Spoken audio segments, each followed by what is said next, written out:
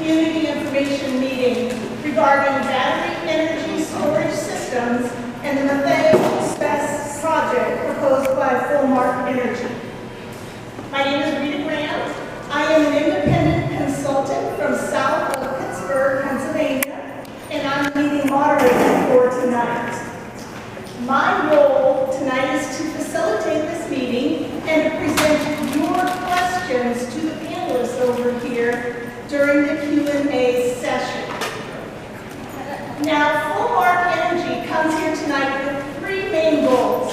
The first goal is to provide information on the Maathai Bess project. The second goal is to have technical experts that you see at the table over here that are going to provide information on battery energy storage systems, which are abbreviated as Bess, their development, their operation, their benefit, and their decommissioning. Now, the third goal is to gather as many questions as needed to allow for a clear understanding of battery storage system development and the Maathai Bess project, and then to provide answers and responses to your questions or clarifications to your questions. Now, this meeting is not a regulatory required meeting. Fullmark Energy chose to hold this meeting to better inform the community on battery storage systems and to solicit and respond to community questions regarding such systems. In addition, Fullmark chose to videotape the presentations and the Q&A session so that material can be readily available to any of your neighbors maybe that weren't able to make it here tonight, or maybe some other communities who are interested. And the video will be posted on the project website. The project website is MaathaiStorage.com. And I'll repeat that again at the very end of the session. That's MaathaiStorage.com. And then people can view the video at their leisure. Now, the sun is really shining in on us tonight. So Fullmark has agreed that they'll also include the slides when they post that video, because a lot of them you may not be able to see the detail, and the presenters may have to actually talk out the detail on it. Maybe it'll shift a little as we go through. Okay, so let's take a look at the agenda here tonight. It's on your handout. And this is the format of how we're going to spend our time together tonight.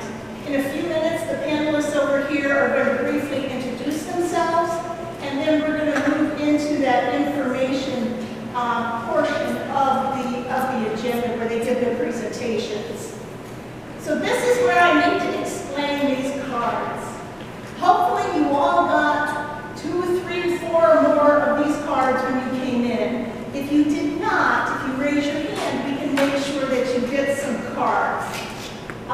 What these are is what I'm going to call your question cards. And how we use these is, as the panelists are speaking, I want you to jot down your question for that particular speaker on a card. And then when that speaker is done, we're going to have people collect those cards. And then I'm going to be sorting those by panelists so that it's more efficient on how we go through the Q&A. So I really need you to make sure you either print or write legibly and as neatly as you can and concisely so that I'm actually able to read it correctly for you. These should be questions. Some people ask if you can submit comments. No, I won't read comments.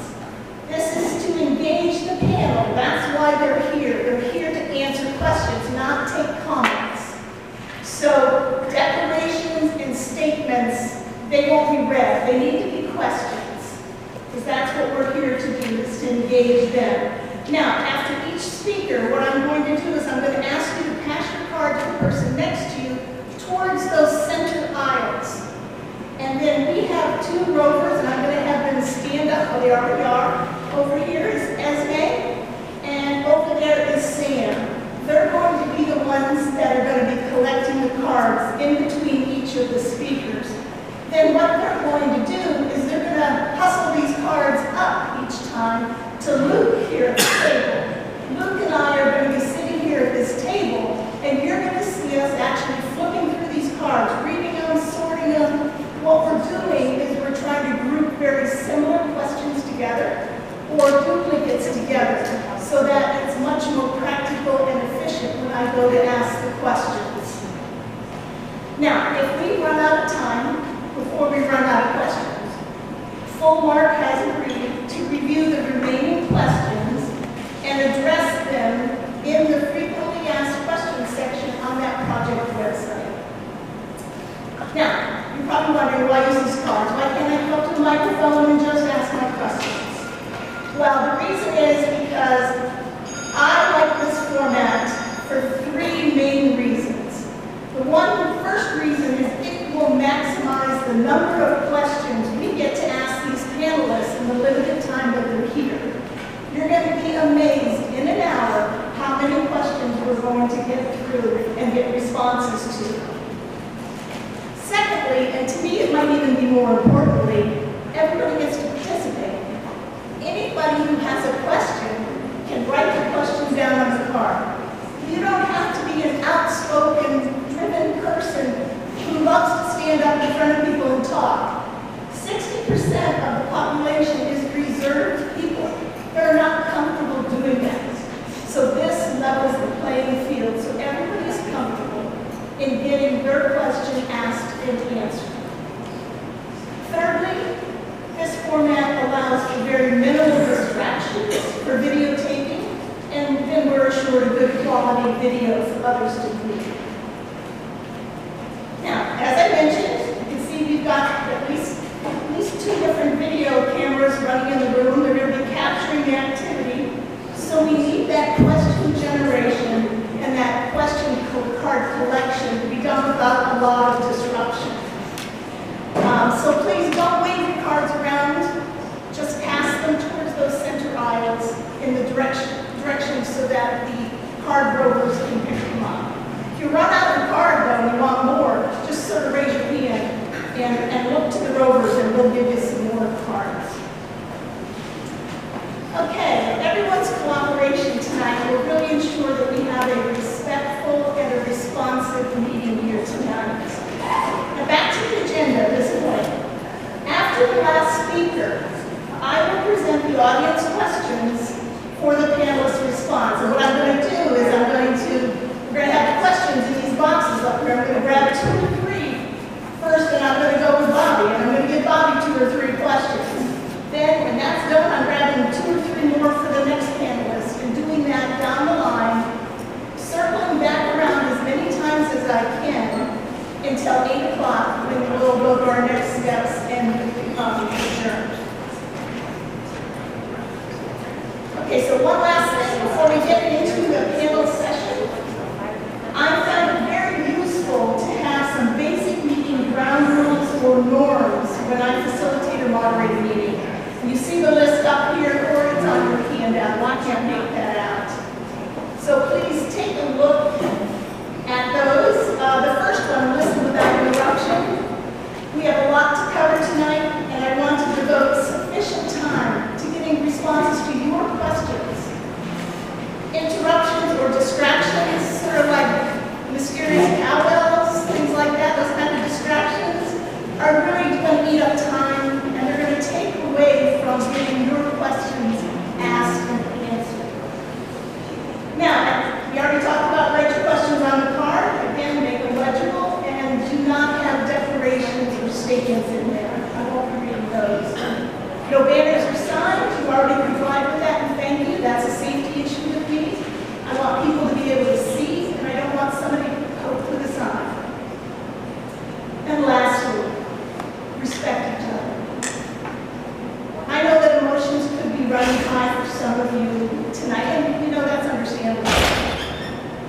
To ensure that the entire audience, though, can hear the project information that's going to be given tonight, I ask you to remain courteous and respectful. I want this to be a productive meeting where you leave with a clear understanding of the energy storage system information. So, please, with that, I want you to silence your cell phones. Put your question on the question card, please.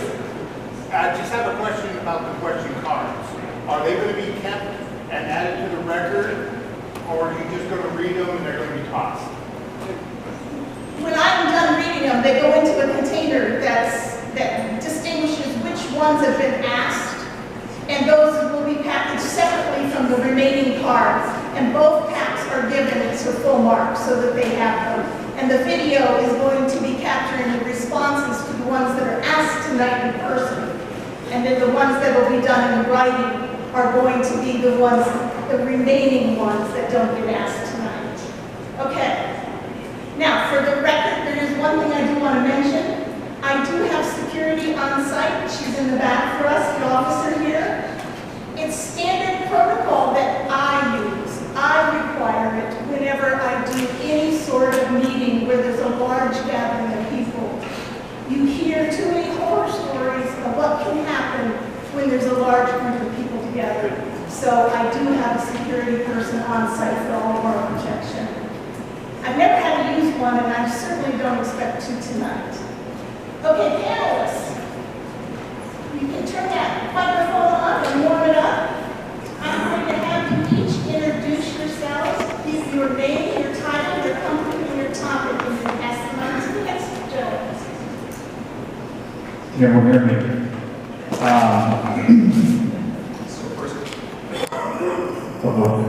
First of all, it's great to be with you all tonight.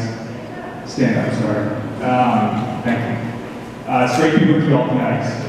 Before I introduce myself, I did want to emphasize some of the sentiment that Rita passed along, and that is, as you'll see in this presentation, we're several years out on this project from it being operational. And while it's never too early to have these conversations, I hope we never get there, but to the extent there is, ends up being opposition in this room, there's going to be many, many, many official and unofficial opportunities to do that. And this is the first meeting of many that we'll have with you all to discuss this project. So I hope, all that's to say, I hope we can tonight about collaboration and productive discussion. So my name is Bobby Howard. I'm a senior manager of development and origination at Hallmark Energy. My areas that I'll be focused on tonight for the panel will be general development topics, project economics, and anything related to Hallmark Energy. Thank you.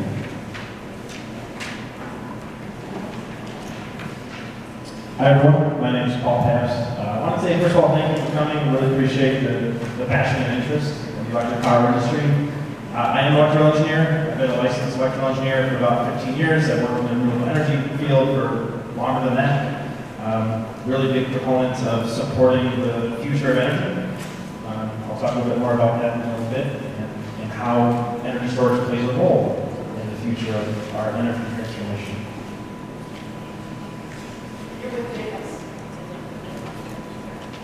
Good evening, everyone.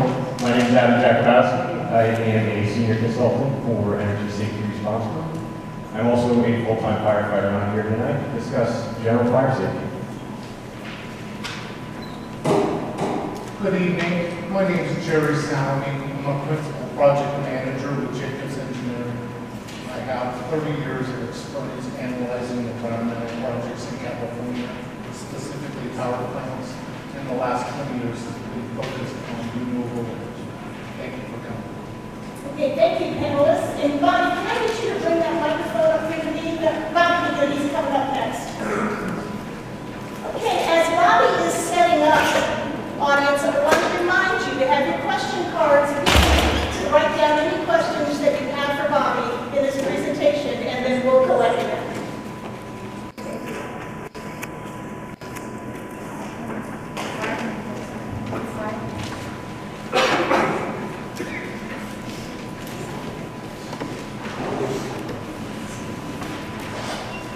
All right. Again, my name is Bobby Howard with Hallmark Energy, formerly known as Hecty Grid. Hallmark Energy, so we've been working in the Antelope Valley for several years now. I'm sure as most, if not all the folks in this room are aware of, we have another project called Humidor in the area, and that project has been under development since around 2019. The first public meeting for that project was held in early 2023, I believe, which was before my time at Fullmark. I joined in late 2023, and then ended up inheriting Fullmark, or sorry, excuse me, Humidor, in early 2024. And that's provided me and my colleagues at Fullmark, frankly, a lot of opportunity to listen, and listen to concerns about battery storage and feedback, specifically around Humidor.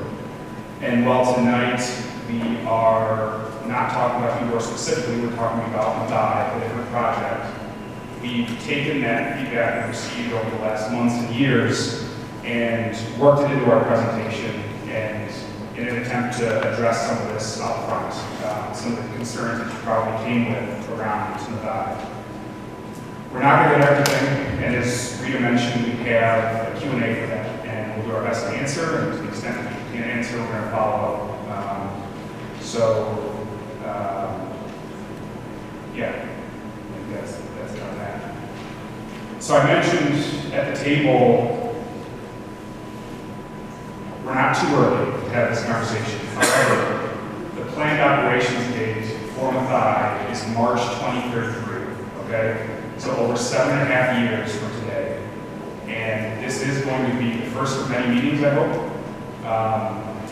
And again, I just want to emphasize, my goal for today is to make this about collaboration, working together to find solutions, and eventually, hopefully, someday we can get to a point where when Maathai is operating, it's viewed as a positive contributor to the Antelope Valley, and especially Fullmark Energy is going to be.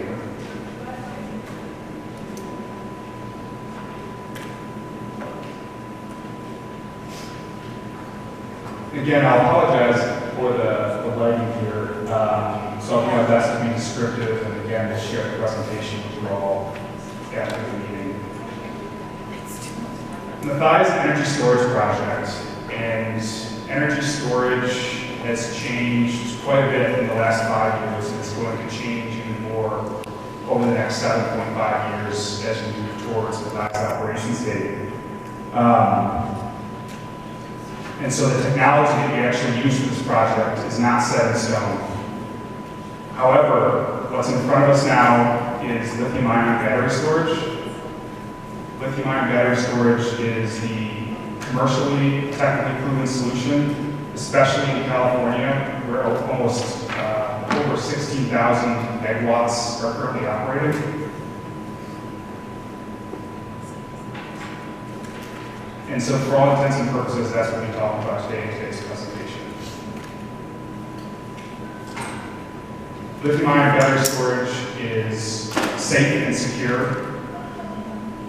And you're going to hear more about this from my panelists and myself today. So all this is to say right now, again, for the presentation, lithium-ion battery storage, that's what we talk about. When we consider other technologies, we'll be right back here in front of you again to talk about it.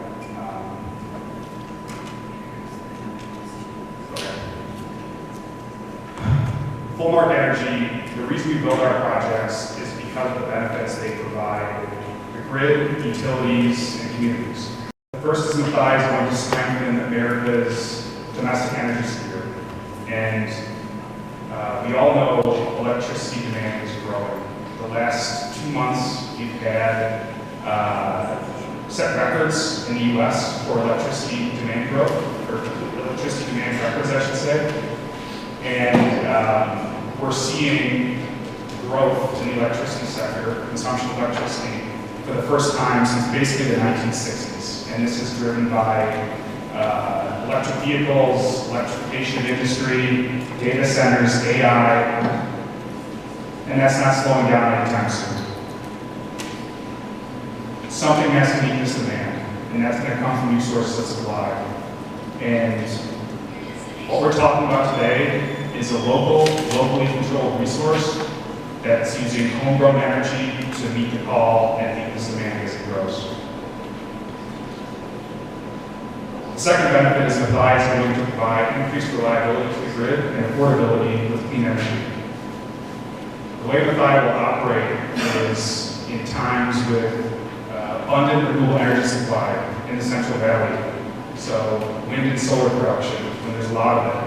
Maathai is going to charge from that power, suck it up, hold it in reserve, and when the grid becomes constrained, it will push that power back out of the grid to keep that constraint. And this constraint manifests itself in many ways.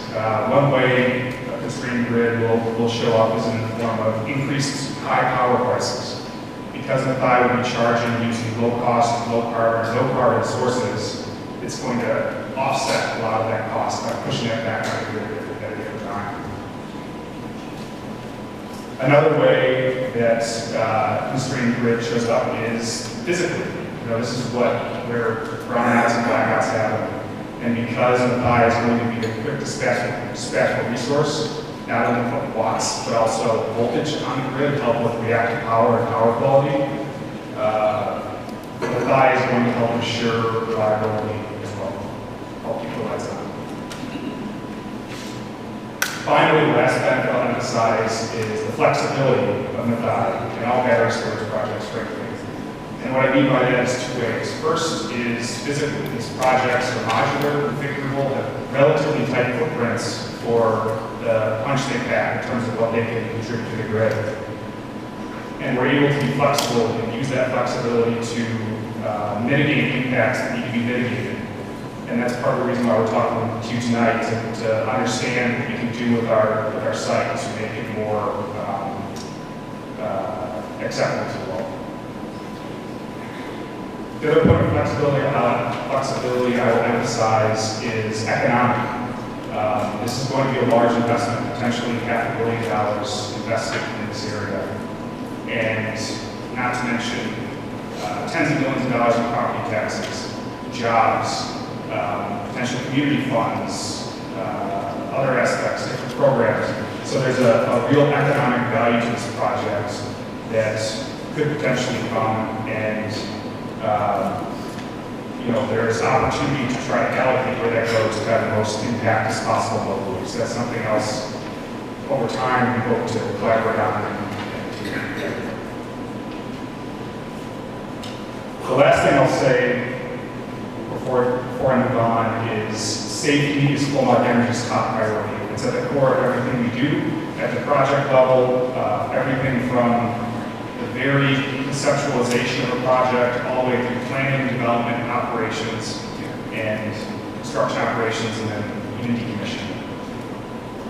Just today, a colleague of mine and I met with the Fire Prevention Office in Palmdale to talk with the captain there about strategies we can do to plan and build this project in a way that first responders trust and they feel safe working with and be confident in Flowmark Energy to execute.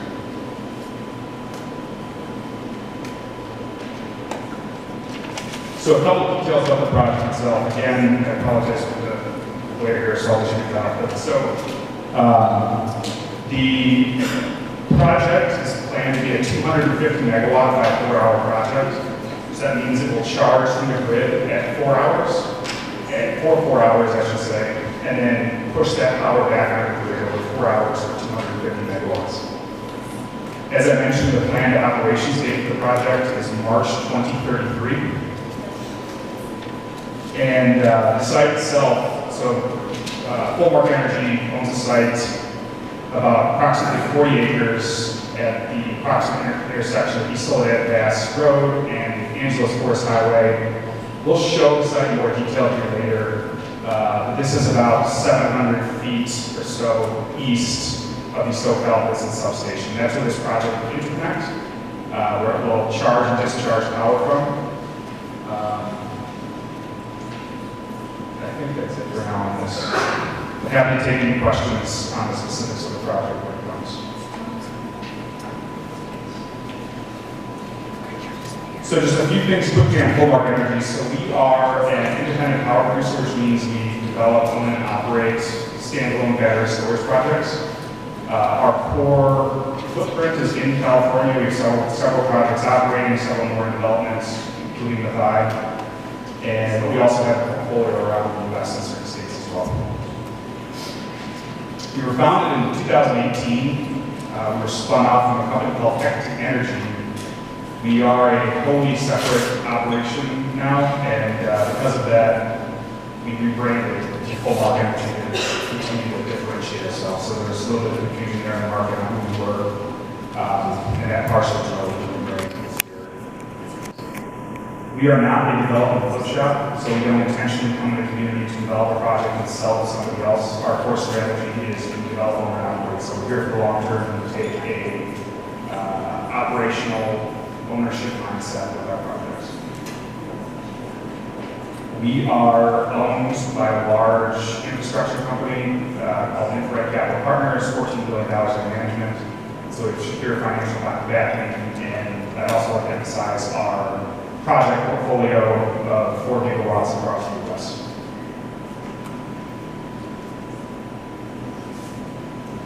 The strength of Full Energy is in our people, and we have folks that have experience and expertise across the project life cycle categories you see there at the bottom. But we also are backed by our technology and our software. We have some platform called Media that helps us safely and efficiently operate our projects. Okay, on that note, I'm going to pass it over to Paul to talk a little bit more about. Thank you, Bobby.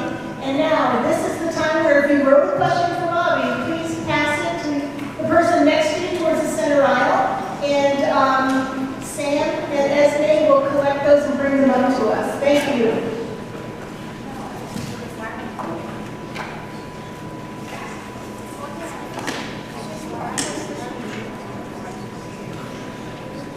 Hi again, everyone. My name's Paul Bess. And I work for Jacobs. I don't think I really explained that earlier, but I work for Jacobs. I'm an electrical engineer. I'm an electrical engineer, and I've been in the power systems industry since 2007. Started in the renewable field, doing a lot of work in Southern California, among a lot of other places across the U.S. But what I want to talk about is where the grid is today and where the grid is going. And I appreciate everybody in this room because you have a feeling of opinions on where the grid should be going. I'm very involved on the electrical side because it's a daily job, but I'm also involved in the volunteer organization, IEEE. For those that don't know, IEEE, they're the professional organization that writes all the standards that govern how power systems are designed. So there's all volunteers, most of them are in industry or laboratories or universities or just general public. And that's something I contribute to a lot. And we focus on where the industry is going. We take input from everybody, including, of course, people here, whoever. So in your own minds, I'm kind of curious to hear where you think the power industry is going or where it should go. Bobby mentioned a few great buzzwords. Safety is number one. It's always going to be number one. We care about that so much that drives everything that we do. Reliability. That's another great pillar of the grid today and the grid tomorrow. Another one I want to really emphasize is sustainability. So there's a huge focus on creating a cleaner, greener environment that helps our future generations, reduces climate change, reduces fuel usage and emissions, etc. So how do we get there? That's one of the questions that we ask ourselves in the IEEE world and both the industry world. So a cleaner, greener, more reliable, and not more costly grid, right? And safe. So combining all of those buzzwords, where do battery energy storage systems fit in? And we can focus the conversation on renewables or carbon-free generation sources. We focus on wind and solar. Well, wind and solar aren't perfect technologies. And energy storage is a tool in our toolbox to help make those benefits of wind and solar more exacerbated. So for example, it's not always windy, it's not always sunny, it's not producing at the right time of day. That's where energy storage plays so much value. Is now I can smooth out those gaps or those peaks or valleys of renewable energy, and I can deliver them at better times. So it's a huge, huge value to the grid, especially when you're talking about 250 megawatts. What's the solution today? When it's 100 degrees out, what's the solution today? We're turning on peakers, which are typically carbon-based generation plants that are using bad fuels, producing emissions, and we turn them on for just a couple hours a day, and it's also pretty inefficient from that standpoint as well. With energy storage, there are no emissions. And again, we're using carbon-free generation sources to power up the batteries, and then selectively using them as peakers for times like 2 p.m., 6 p.m., when it's 100 degrees out, and we can turn them off when they're no longer needed. So there's a huge benefit that comes from energy storage that supports a cleaner future.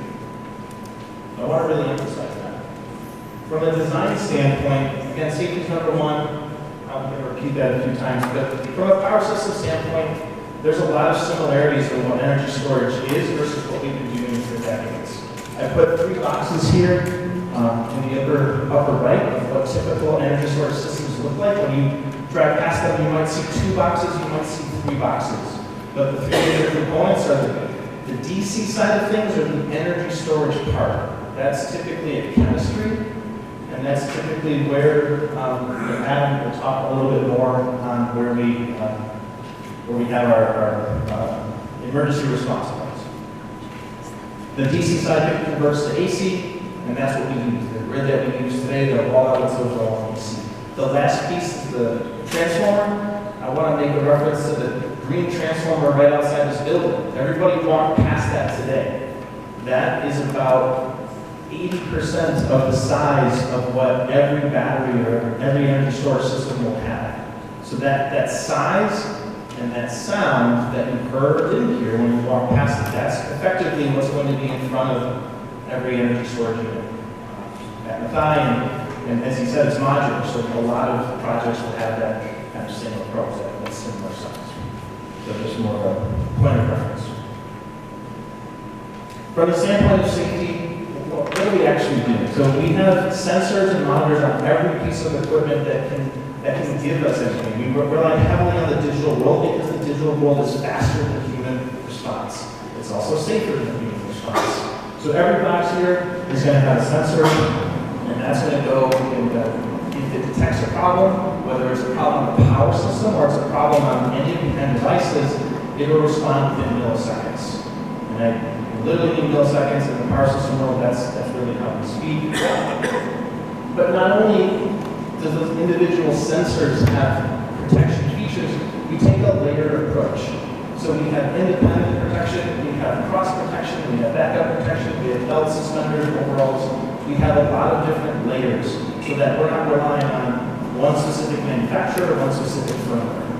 So that's part of the approach that we take, and that's all guided by industry standards that are constantly evolving. Because the power system is evolving, the needs are evolving, our standards are evolving, and those are listed there in IEEE, Underwriters Laboratories, and National Fire Protection Association.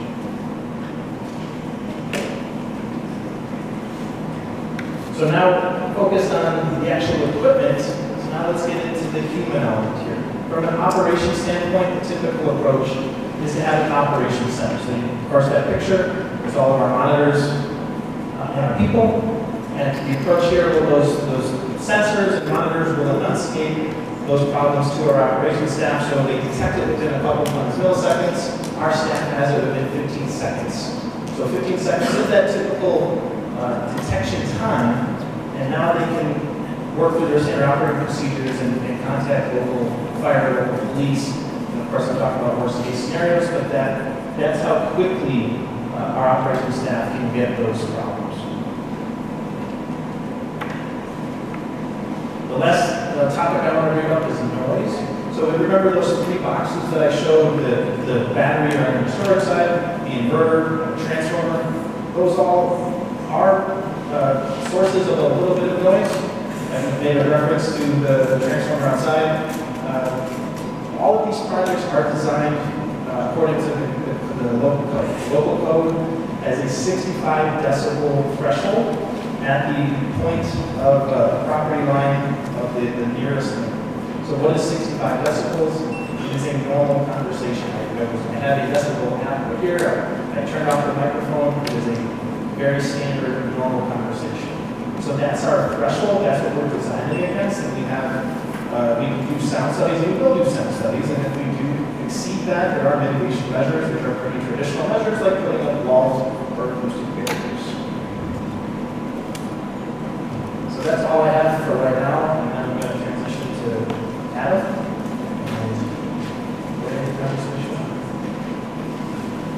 Okay, thank you for that. And again, this is the time to pass your question cards to the center aisle for them to collect once we're not writing down the questions for the day.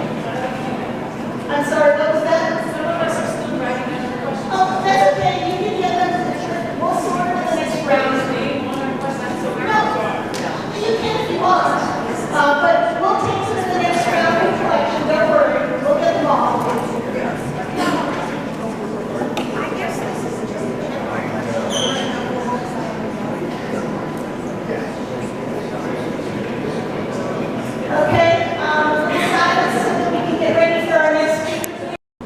Good evening, everyone. I hope you can all hear me. Again, my name is Adam Jakubowski. I am a senior consultant for Energy Safety Response Group, and I'm here to walk through how these battery energy storage systems are becoming safer, smarter, and more resilient, especially in light of recent concerns. And we do take concerns seriously, and we listen to them.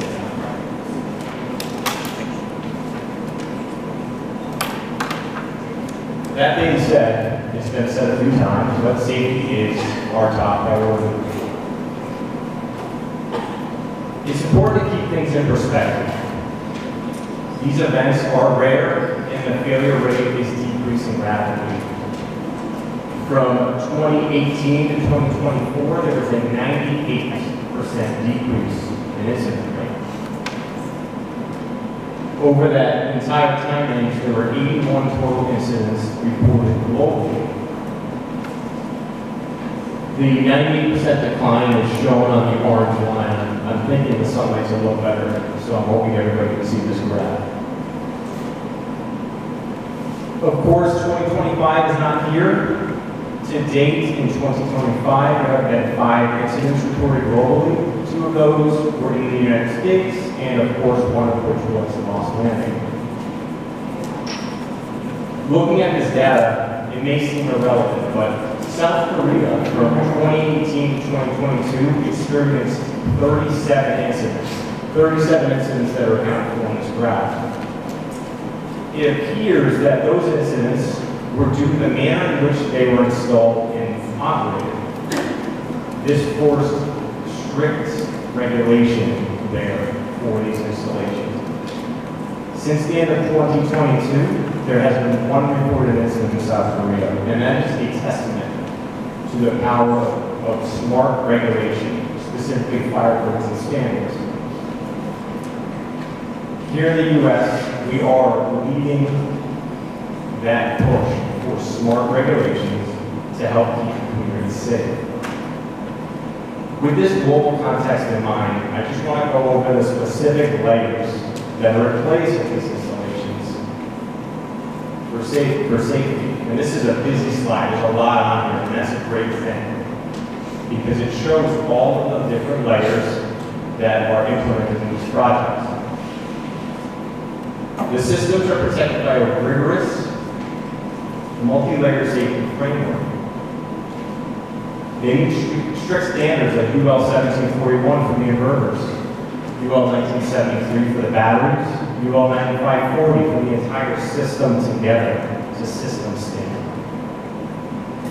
And, of course, UL 9540A is a testing standard to measure thermal runaway propagation risk. But there are new requirements now for large-scale fire testing. In this large-scale fire testing, these battery storage enclosures are forced to endure extensive flaming to measure their potential to propagate to an adjacent unit, and that can help dictate spacing based on that testing. Beyond those standards and testing, the systems are equipped and Paul mentioned, some with smart controls to monitor temperature, detect fires early, prevent explosions, and shut down electrical faults. Every installation is reviewed by engineers, by quality teams, and must comply with local codes such as the California Fire Code and any additional requirements that LA County requires. Safety doesn't stop with the equipment. Each site does go through a detailed review, gets approval from local authorities, includes fire department training, expert input, and has emergency response, commissioning, and decommissioning plans in place. It's not just one layer. We call this at ESRG defense in depth. It's a whole bunch of layers of protection to prevent, contain, and respond to any risk. With those codes and standards, these systems can be installed indoors or outdoors. Indoor facilities are called dedicated use facilities. They're built solely to house energy storage. Because they're interable, they require significant fire protection engineering analysis for suppression systems, fire barriers, and ventilation. The image here on the left, can someone give me an eye? Can you see? Okay. The image here is from Moss Landing.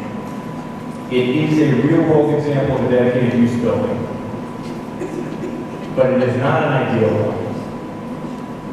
It lacks fire barriers and concentrates all of these batteries, a large volume of batteries, in a single open space. I'll touch more on Moss Landing on the next slide. On the right, you'll see an outdoor, non-enterable enclosure here during a fire department training. Outdoor systems are designed to limit the amount of batteries in one spot. They're very designed. And, of course, that enables emergency responders to manage the incident a little easier and manages the risk for propagation, unlike the photo you've seen on the left. These facilities are also installed in secure areas. There's no public access, safe separations from buildings, and aggressive vegetation management. So, while both of these types of installations are viable, they are vastly different from each other. So, on that photo that you just saw on the left, a quick discussion on Moss Landing. I'm sure everybody's eager to read. Moss Landing is an example of a dedicated use building, but not a model for a modern system design. This building was built in the 1950s. It was designed to house turbines. It was not designed to hold batteries. It was repurposed to hold batteries.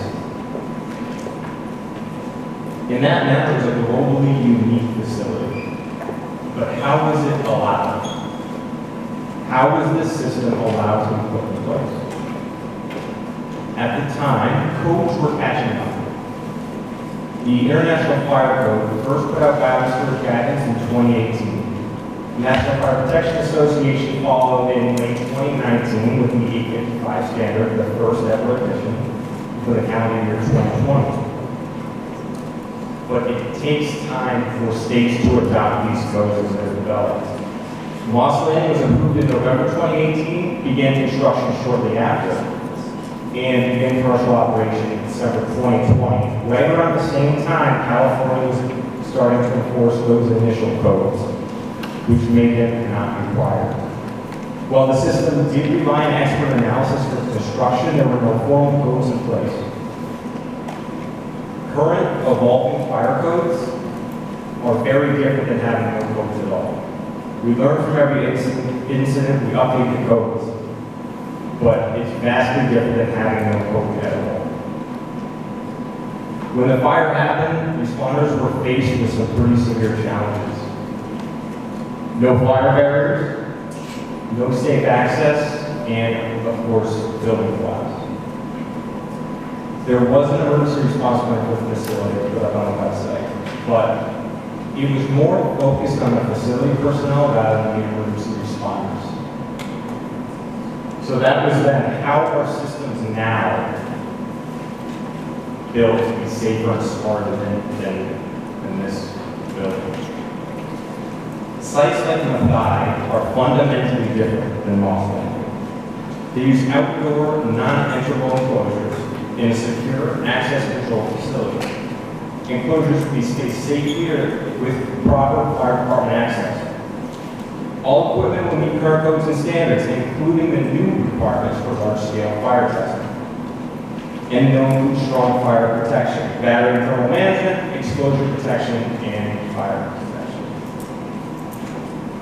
It's not just about meeting codes in these sites, it's about exceeding the code when best practices dictates doing so. The local fire department will be trained on the system and will be involved in the development of the emergency response plan, including directions to contact facility subject matter experts 24/7. And fortunately, LA County is paving the way for the rest of the country in this emergency response plan right now. They have developed a template they're calling the Emergency Response and Action Plan. It's not just sections that they want you to provide information on. You must use LA County's template. And this allows the fire department to understand the site and document well, making response safer, faster, and more effective. In short, the goal is not just to react to past incidents, it's truly to work to build these systems, to anticipate them, and to prevent them, if possible. And with that, I will hand it over to Jared. Thank you for that, Adam. And again, you know the drill. Please pass if you have questions for Adam. Please pass the cards to the center aisle to be picked up. And if you're playing catch up with one of the other speakers, no problem, pass that card as well.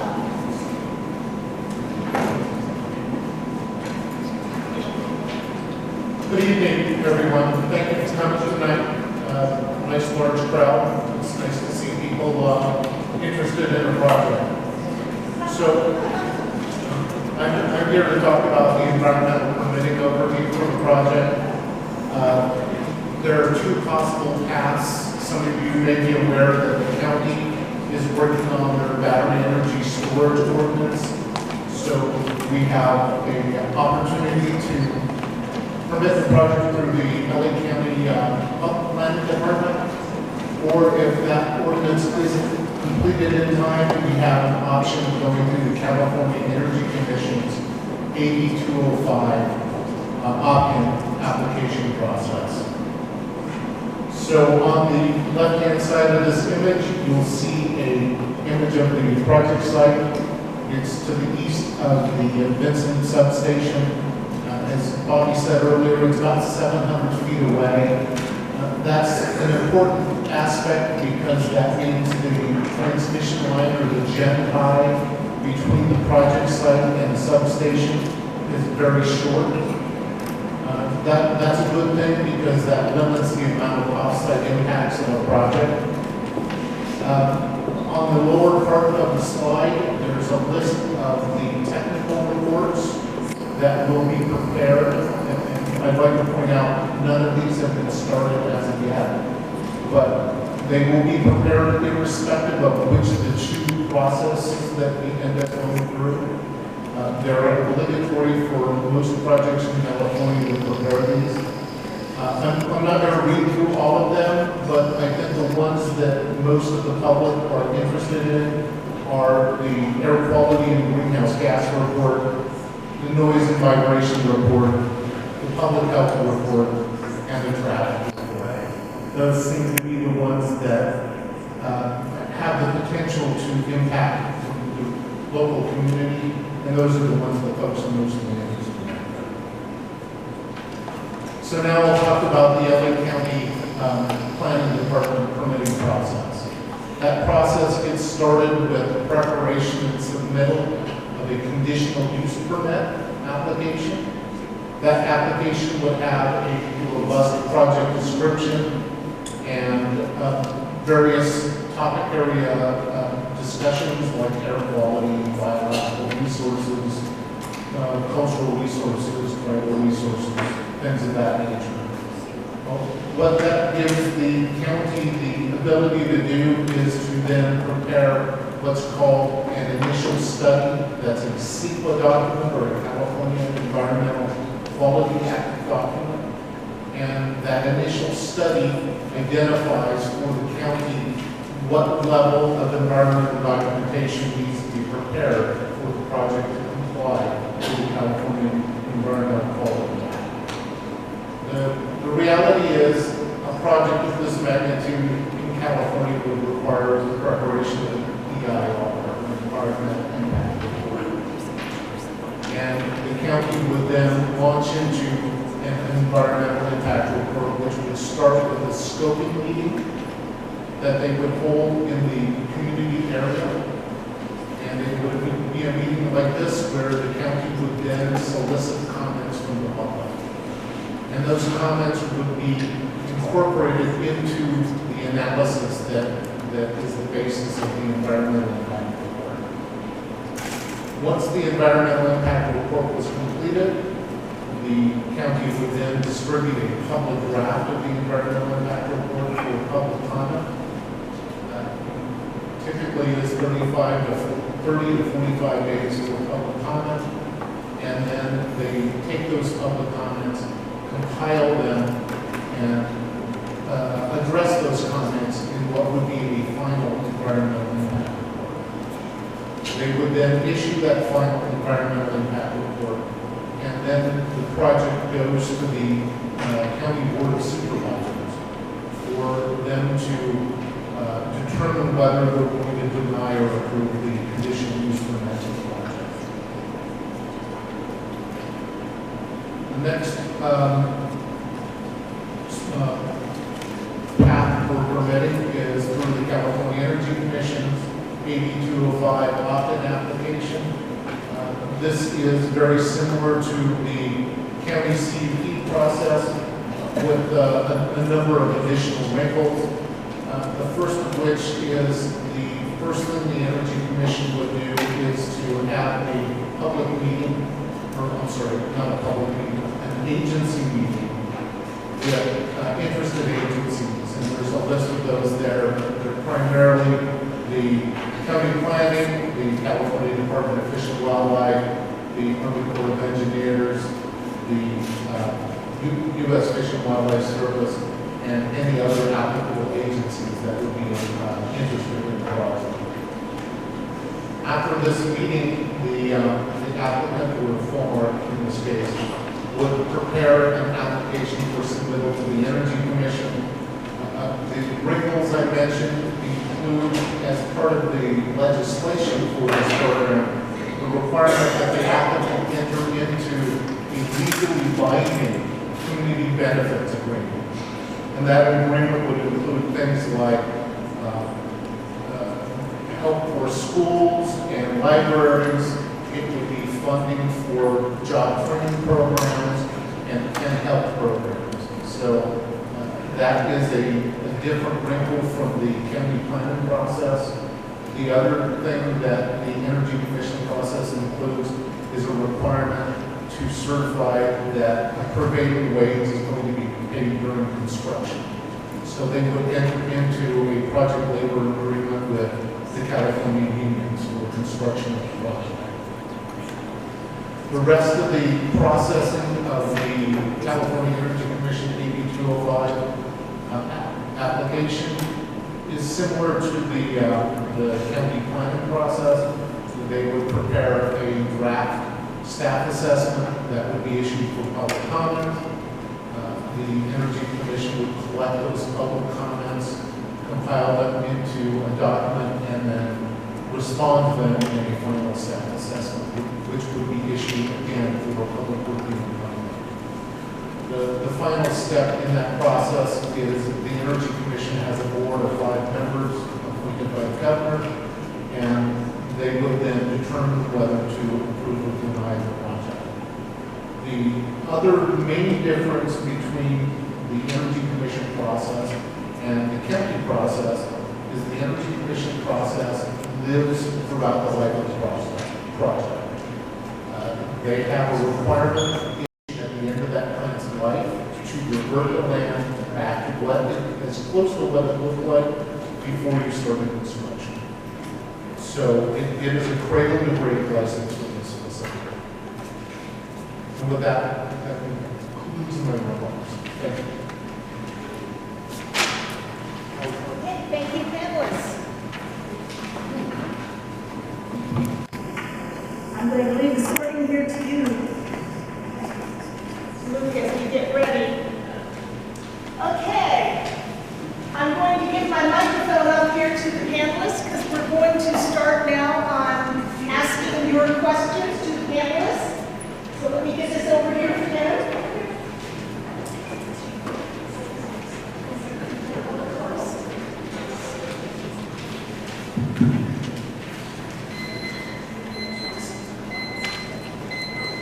Okay, we're still on time.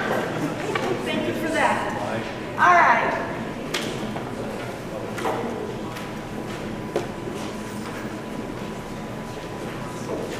Okay, my first question, and it's going to be more than 2 or 3 for each of you, but I'll try not to exhaust you as we go through.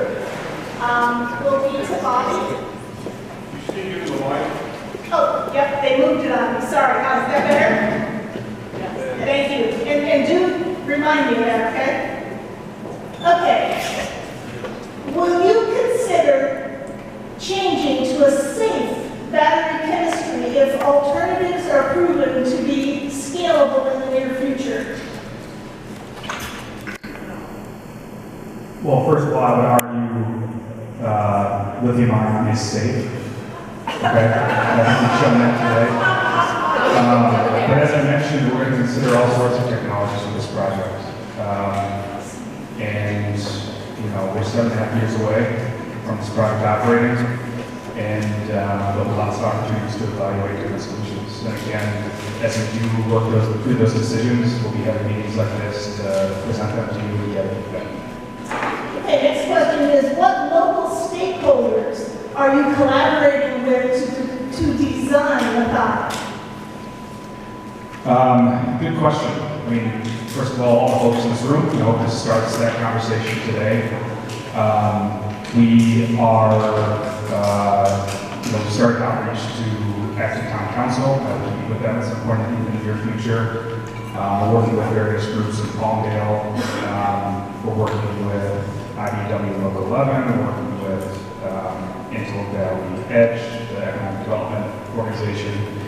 So we continue to kind of build our outreach, and this is going to be a long process of identifying who wants to have input in this project and how we work together. So it's early. I mean, that's kind of where we're starting right now, and it's going to continue to be built.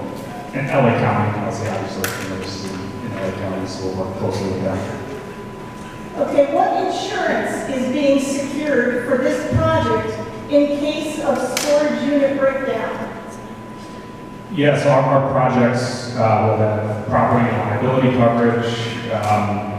Policies vary depending on the location.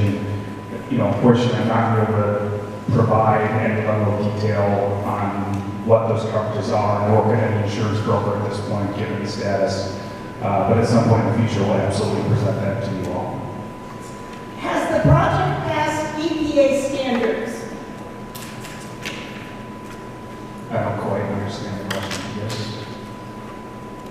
Maybe that's a question more on design. Are there EPA standards associated?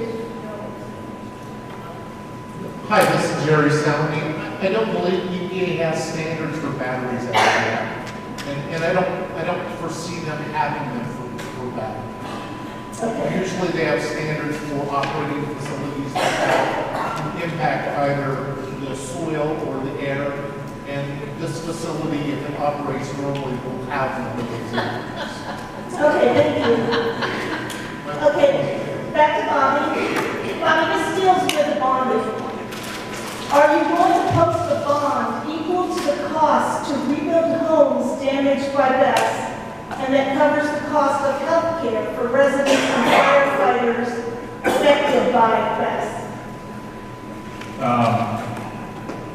this is why we're here tonight, to hear questions like that and come up with solutions like the one that are proposed potentially. That's a complicated question. I absolutely not provide a firm answer on that at this point, but we will take that back, and that's something we try to come up with a response to, Anthony. Okay. Please explain why you are not locating Bess out in the desert where it's less fire danger.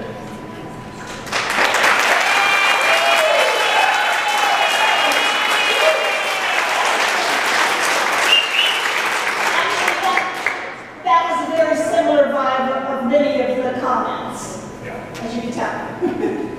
Glad y'all like that question. So,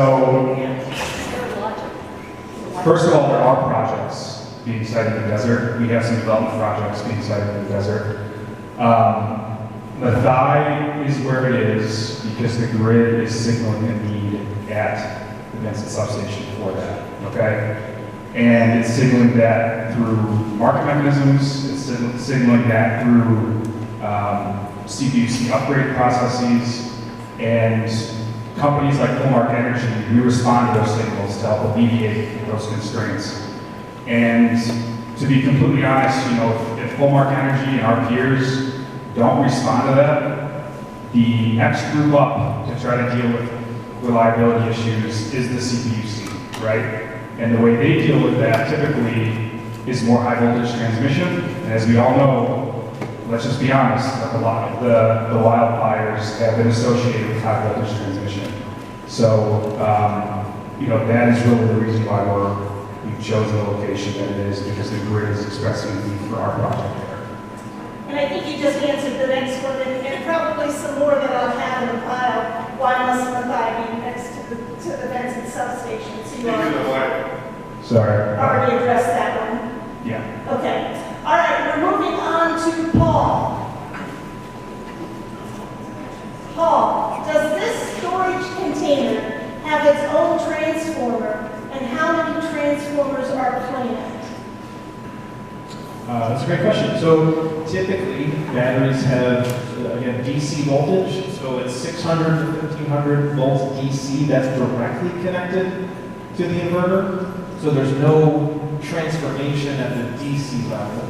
The output of the inverter is 480. So 480 volts is a typical voltage for industrial applications, and 480 is the output of the inverter, and then it's on the grid in a sense.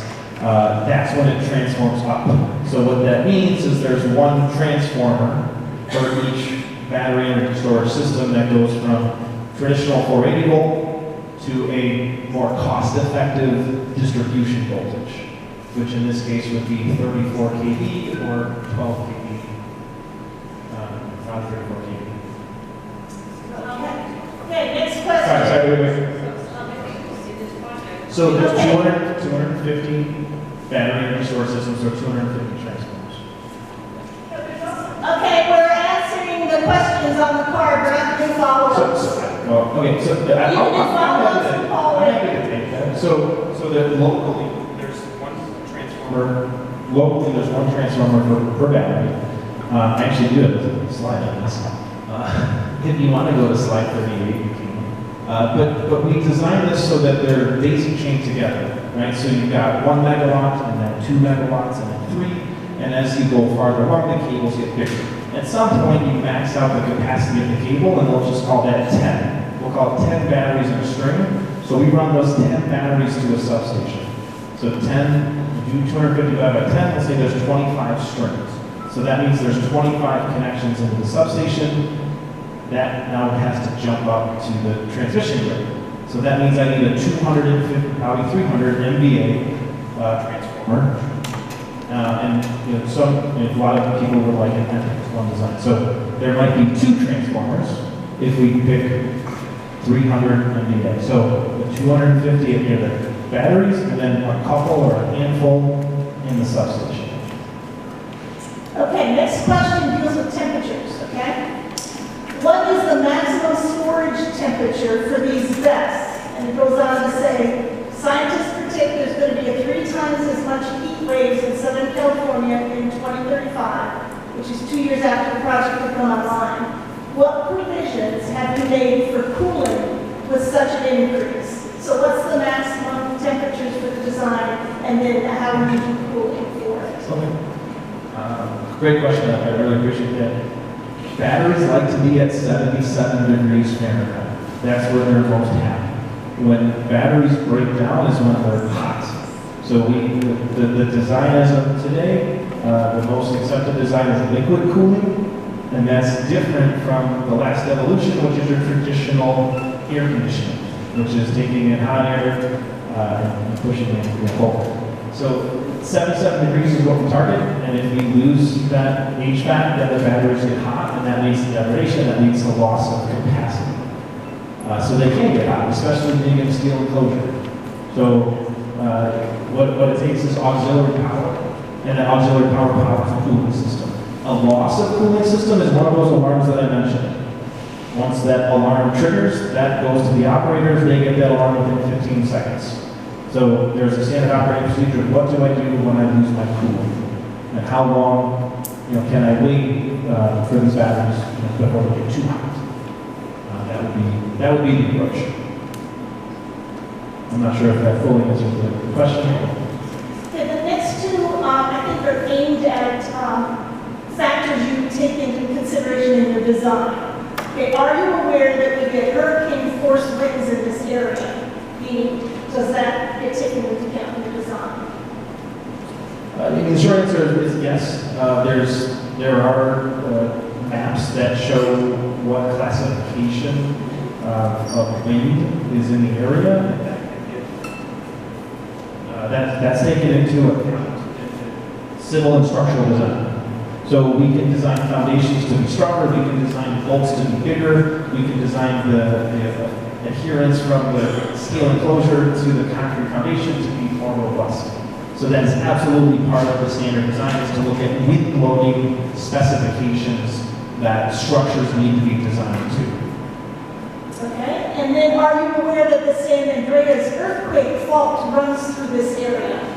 Meaning how it applies to design. Right, and so we can call that seismic. So there's seismic zones that are also part of the standard design process. So that leads to vibrations, et cetera. So that is, again, part of the standard design, is to look at seismic requirements of the whole area. Okay, last question, Paul. It's really a two-parter, okay? Safety is number one. In the past time, though, how many times have accidents happened, I assume, in these type of facilities? I mean, that is a two-part question that requires a two-part The answer. second part I can give you that. It's a two-part. I mean, there's a lot of answers. I mean, the reality of the electric grid is there's risk. There's been risk since the origination of the electric grid, and the power system community that I'm involved in is part of the team that manages and mitigates that and protects the general public from those risks of electric power, whether it's energy storage, whether it's wind, whether it's solar, whether it's overhead transmission lines. We care about the entire power system. It's not just caring about the risks of energy storage. But yes, things happen, and that's not acceptable. We're not happy, we're not complacent with events happening, whether that's a falling tree branch on the overhead line, or it's a dig-in on a cable, or it's a thermal runaway. That's not something we're complacent with as an industry. And as you've seen, there's lots of standards, lots of people around the world that are really interested in finding ways to mitigate those risks so that it is safe. Okay, this I don't know if it's for you or if it's maybe for Adam, kind of a little bit of overlap here, but it goes with what you were just saying, so I'm going to ask you. Why would you want to install a Bess in a high fire zone or a fault line?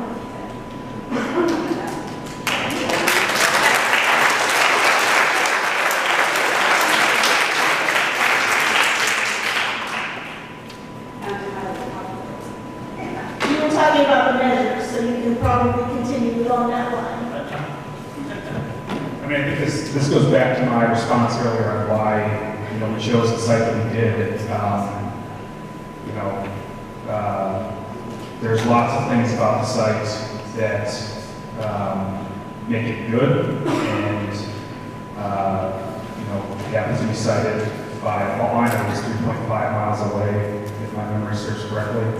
So that's just a fact, but this goes back to my answer before on why we're there and why we are in the fall. Okay, thank you. Now, this one, I do switch over now to Adam, I believe. These deal with, the high fire area. What would happen if the battery storage does start on fire? Another question is, how do you put a fire out?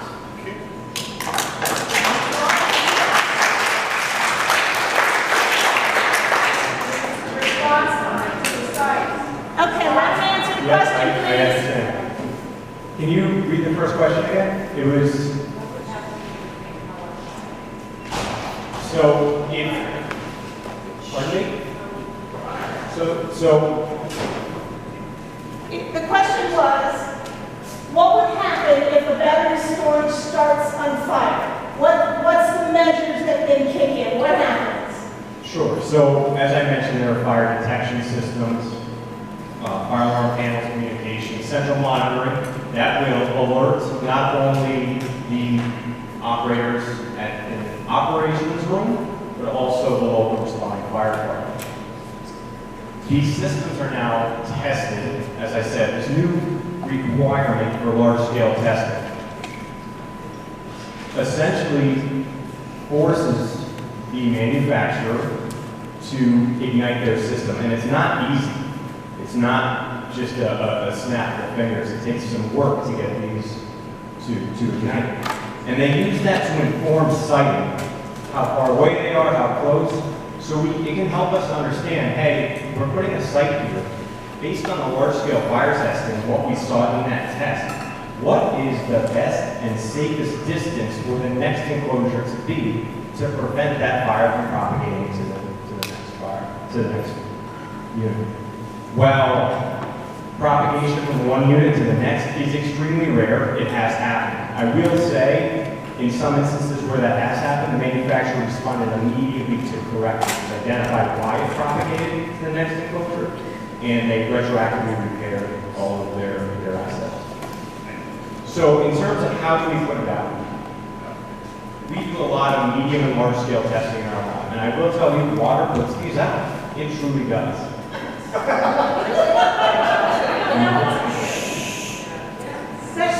So it puts out the flames. If the chemical reaction is complete, the flames will be extinguished. So we advise responding fire departments to manage the incident, to use water defensively to protect exposures, to disperse any smoke that might impact adjacent exposures, and to manage the incidents. Every incident is different. We can't give them directions on exactly how to do it. We give them guidance and talk them through it. The reason why it's not best to apply water to an involved unit is because it's like rain hitting the roof of your house or your car. They're sealed. The water will just cascade down the side. It's a weatherproof enclosure meant to keep dust or rain and other water. The cells are in racks, modules are in those racks, and the cells are in those modules. So to get water on what's actually burning is nearly impossible. So we force, or we advise to use water to protect it from getting any larger than that enclosure. Okay, we're going off the question card. We're not doing follow-ups. Let's do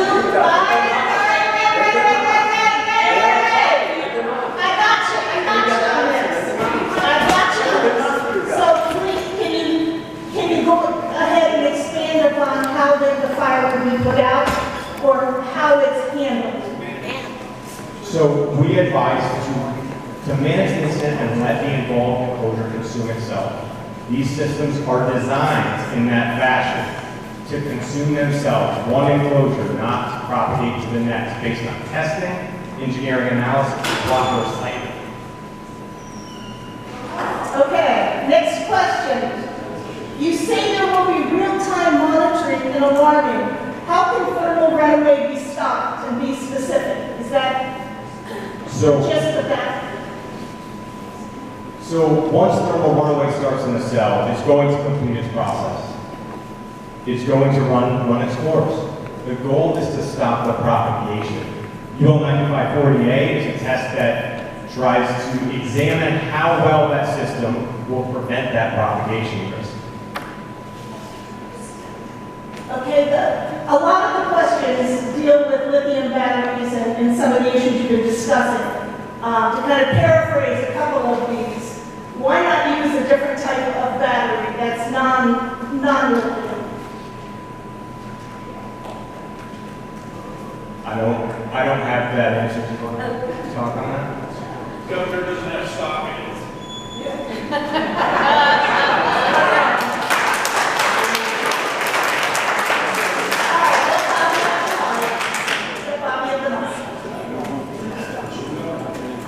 As I mentioned, we are going to look into alternative technologies than lithium-ion.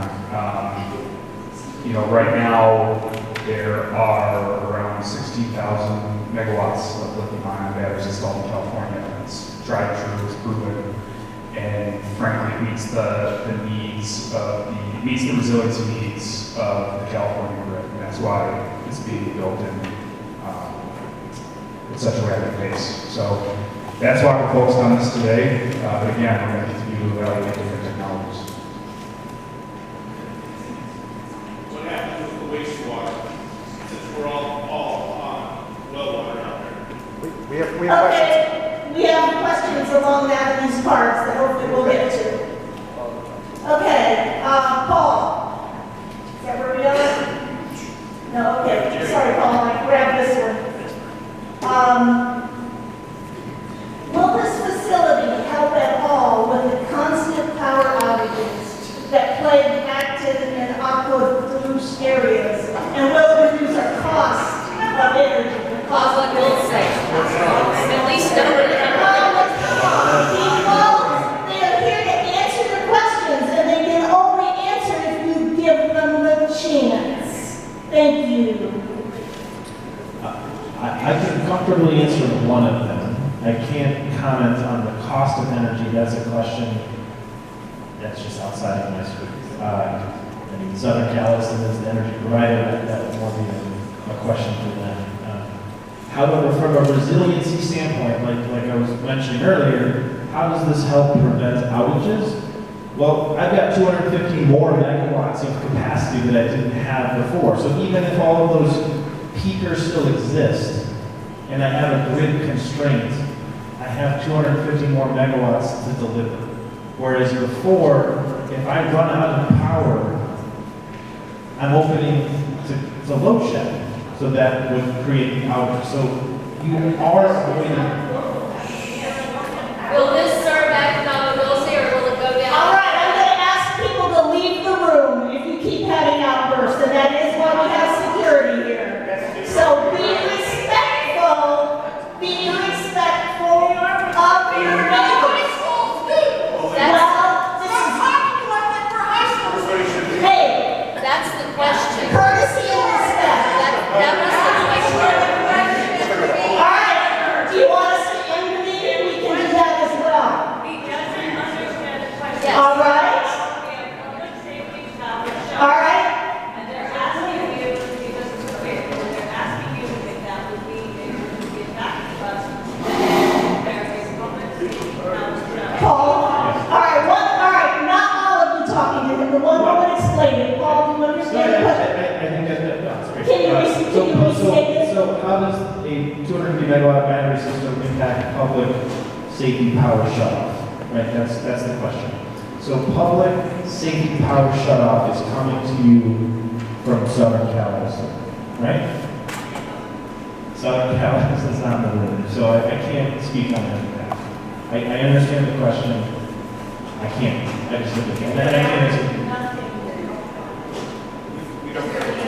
It's not, I can't answer it. I really can't answer. Okay. Is your question, let me ask you this, ladies. Was your question from another part?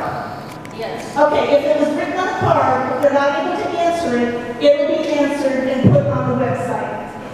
Because we only have 4 people here, so. Okay, now we're going to switch to, I'm not sure who's going to handle this one. What provisions have you made for, if there's a need for evacuation, and this deals specifically with people who have to deal with evacuating livestock, mainly horses? Is there, what mechanism within your emergency response plans deals with things that deal with evacuations?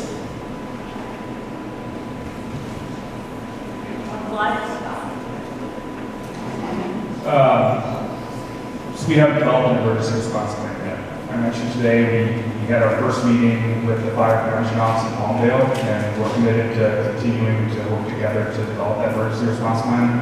I am far from a livestock expert, so I would welcome your input to this. I'll leave some cards on the table out here. You can grab, email me, give me a call. I welcome feedback. So frankly, I don't know what the expectations would be related to that, but we would do our best to incorporate that.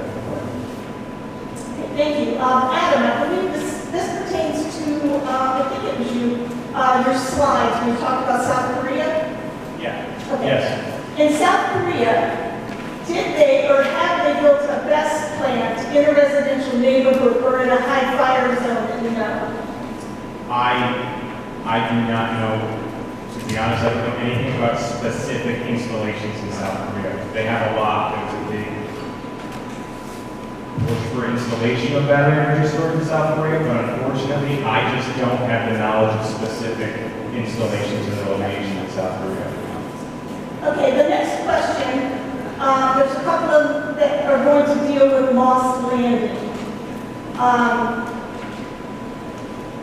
Did Moss Landing facility not have the safety protocols that Maathai will have? That's correct. And I'll elaborate a little on that. That's correct. Next one.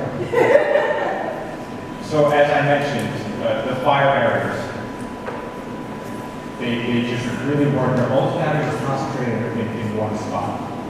Imagine a Walmart with no fire breaks anywhere, just all those commodities throughout the store if something happens. What's there to protect? There also it was a dedicated use indoor installation that was before any coach burn. What we're looking at here is an outdoor facility with numerous non-entry enclosures. So by its design, it limits how many batteries can be in one spot. And it will meet all the codes that are now in place that weren't in place. So all the engineering analyses, the hazard mitigation analysis, the more robust emergency response plan, all of these items will be in place in any installation now. Okay, one more question that I'm not sure if it's for you or somebody else at the table. It deals with the recent Vistra power plant failure. How can you state that your lithium-ion battery energy storage system will be safe in light of the recent Vistra power plant failure and the obvious damages it caused to the health and well-being of residents and the environment? Is there someone who can speak on the differences between that plant and your plant? So I just mentioned the fire protection features, but there is a lot to learn still from Moss Landing. We're looking for answers, I think, as much as everyone else here is. But mainly it's a focus on codes and standards to prevent or reduce the size of an incident if one is to occur.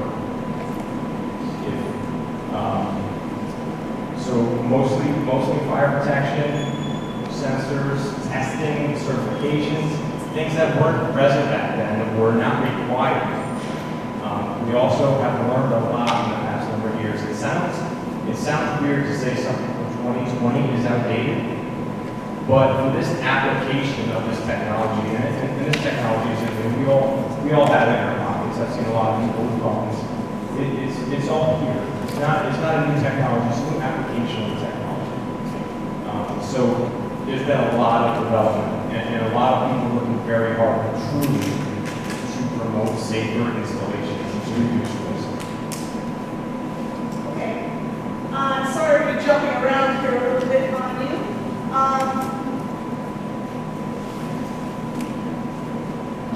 I assume this is from like a design perspective. How can we prove something that will definitely change in the next 7 years? AI is moving fast. I bet nothing today will be in 2033. Can you guarantee what's approved?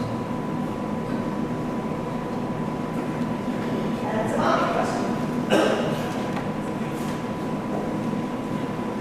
We're not asking for permits and approvals today. We're not asking for it this year. So I guess what I would say to that is, yes, things are going to change, but when we do go forward with our permitting and approvals process, whatever that is based on the technology today and what would be used for this specific project. So that's what I would say to that. Okay, I'll be one up microphone as I ask you this question here. The system you want to put inactive, which utility are you going, which utility are you doing backup storage for? Is it SCE, California, Burbank to Glendale? Since the transmission lines go through the Vincent substation. Yeah, I actually don't know if I can get into the commercial arrangement with Maathai at this point, so I'm going to have to, Okay. unfortunately. I just don't know if it's really accurate. Okay. Let's go to Jerry down there in the end, since I haven't hit him up yet. Environmental impacts. And then they list a bunch of species. And then they're going to ask, have you done a study? So the species are stickleback fish, hawks, owls, coyotes, bobcats, and mountain lions. So the question is, what are the environmental impacts on these species, and have you done a study? Well, thank you for the question. As Bobby said, we haven't started the permitting on this project, so we haven't conducted any of the surveys for any species at this point. We would have to do those surveys before we can prepare that technical report that I mentioned earlier in the talk, and it would then need to be permitted if there were impacts to the endangered species on the federal list.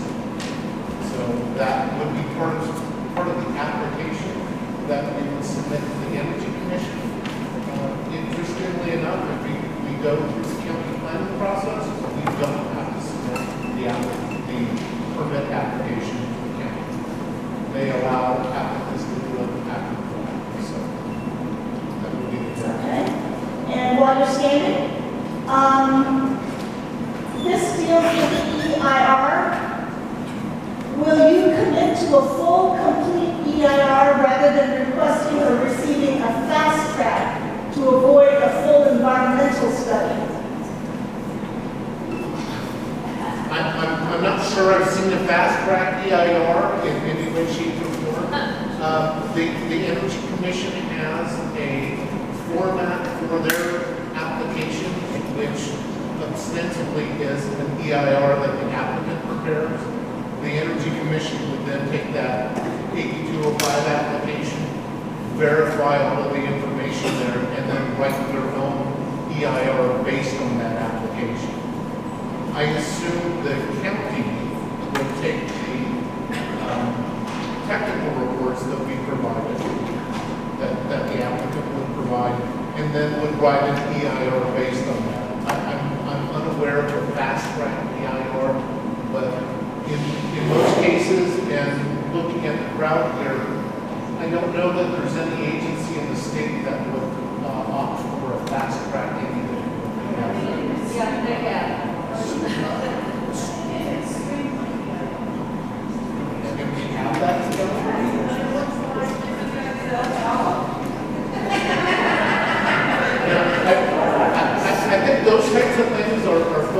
projects with limited impacts, and frankly, a really low interest from the local population. I'm not getting the feeling that the project in this area will have no interest.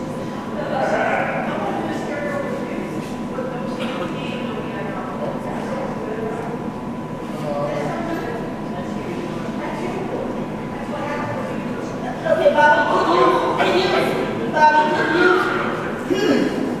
Bobby, would you please say what the question was that you're about to respond to?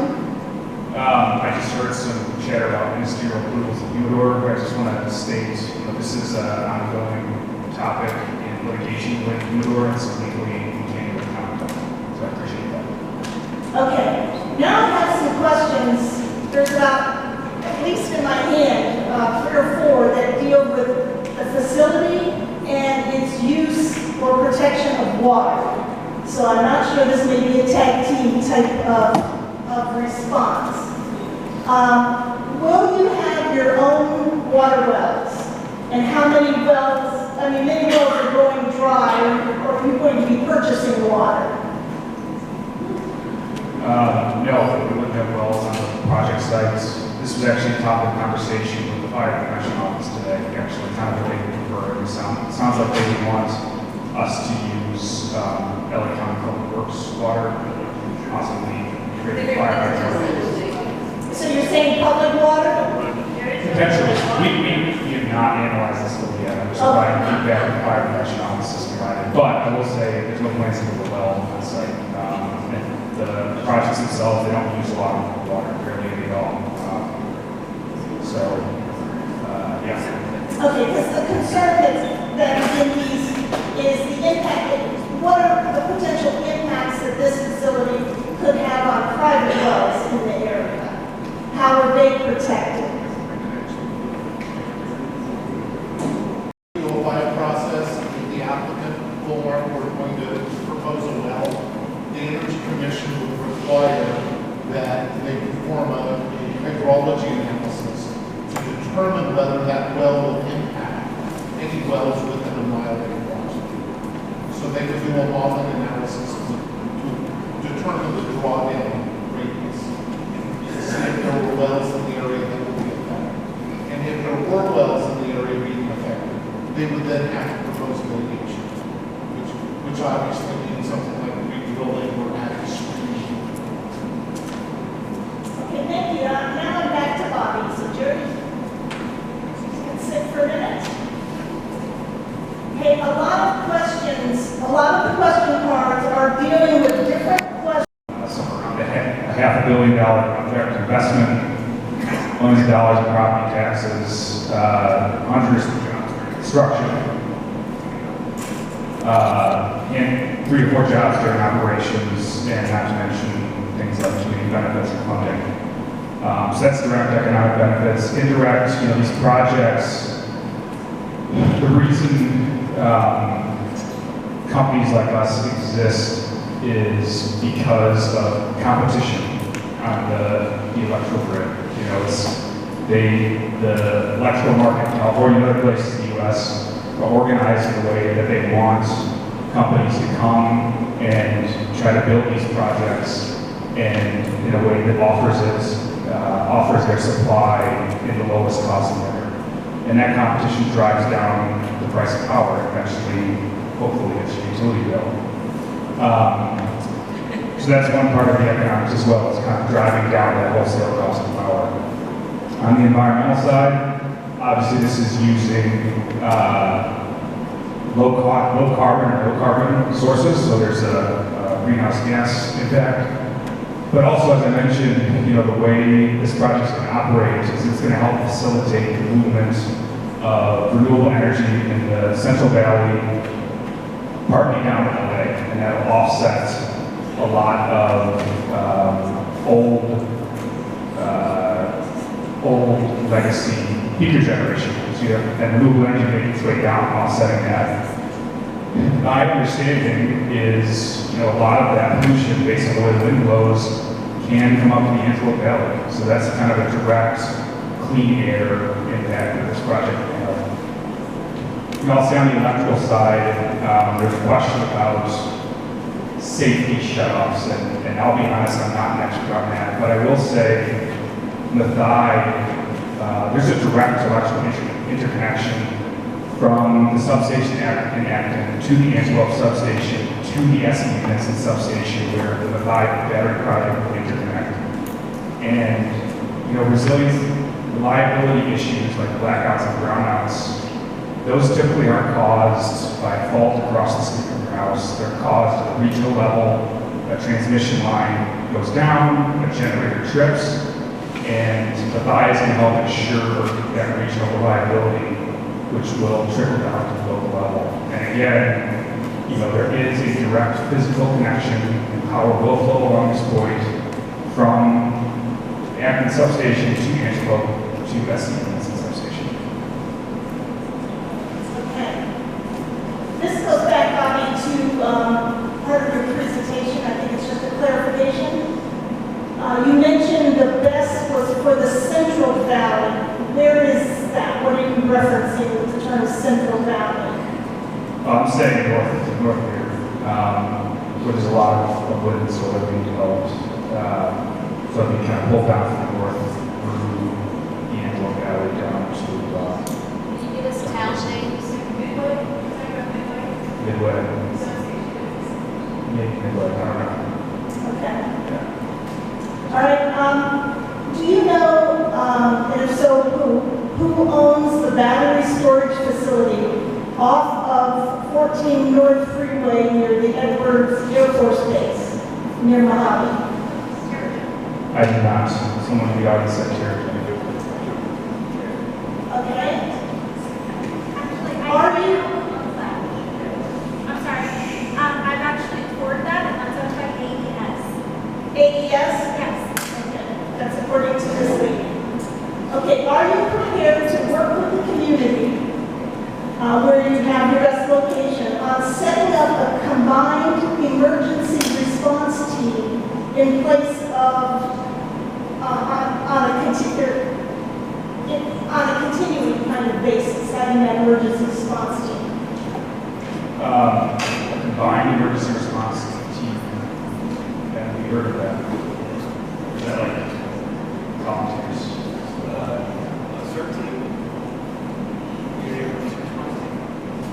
Go ahead and explain what that is. I haven't heard of combined emergency response team unless that is something that somebody just attributed that combined by who I don't know, but there's something called community emergency response team, which is which is instead of relying on the civil servants to do everything, some volunteers generously come and help out based on their need and their. I don't know enough about CERT teams. We don't really use them where I work, but I know in community, the little I know is that in communities that utilize them properly, they can be a really large asset. It just depends on how they're trained and when they're implemented. Okay. Bobby, is this project above ground or is it buried underground? You know, again, if we're talking about lithium-ion batteries, which is they are, those are above ground enclosures, and the collection system, the circuits that actually pull the energy from the batteries themselves are underground. The gen tie line, the circuit that would actually interconnect to the Vincent substation would also very likely be underground. So, you know, not overhead. Okay. I have like a deck of cards here of questions that all pertain to the same thing. So I'm going to kind of find the one that is the most direct about it. It deals with fire and fire insurance and increased probability of rates going up. Is there any, please explain how this project will affect our ability to maintain our homeowners insurance.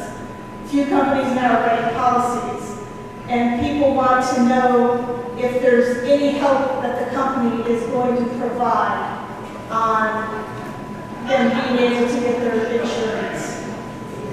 Yeah, I mean, so first of all, you know, I have a little sense of what's going on with home insurance in this area, and I guess I'd say it's not a good situation, period.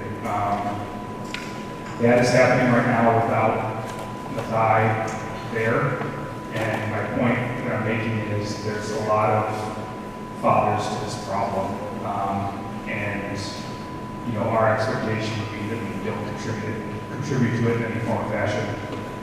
At some point, it would probably make sense to produce some sort of analysis on this, to try to show you, you know, compared to other projects, if it contributed to insurance going away or insurance premiums rising. But again, you know, I'm not an insurance expert, but we can commit to looking at this further.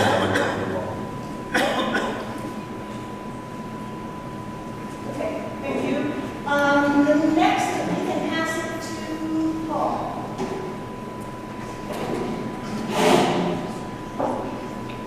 Okay, Paul, please deal with low frequency noise. What would be the decibel level limit? You know, you can ask the question the way it's written, please. Low frequency noise, decibel, question mark, question mark. So I think I did ask it. But thank you for keeping me honest. Thank you. There's another question that I have to ask. Okay, there's a lot of cards here. I mean, the limit is what we talked about earlier, 65 decibels of an exterior point. So the sources of noise would be those three boxes, the inverter itself, batteries don't make noise, the transformer, and then fans. So you know, some systems have exterior fans. But the point being that the 65 decibel is the threshold that the county has. So that's our design guidelines, and our mitigation strategies are acoustic walls, masonry walls, similar. Okay, Paul, here's the other question that she might be referring to. The primary noise source, that one? Yes. From Bess is in the low frequency range and typically exceeds 105 decibels. Low frequency noise is not attenuated with a wall and within half a mile of Maathai. Low frequency noise exists that could exceed 75 decibels. What are you going to do about this low frequency noise? It's not attenuated with walls. It's a great question. I'd rather have a more comprehensive answer. Again, I respect the detail of the question, so we can take it back and provide a way. Okay, so I'll leave it in the speaker's box so that it gets a written response. Yeah, thank you. Okay. Okay.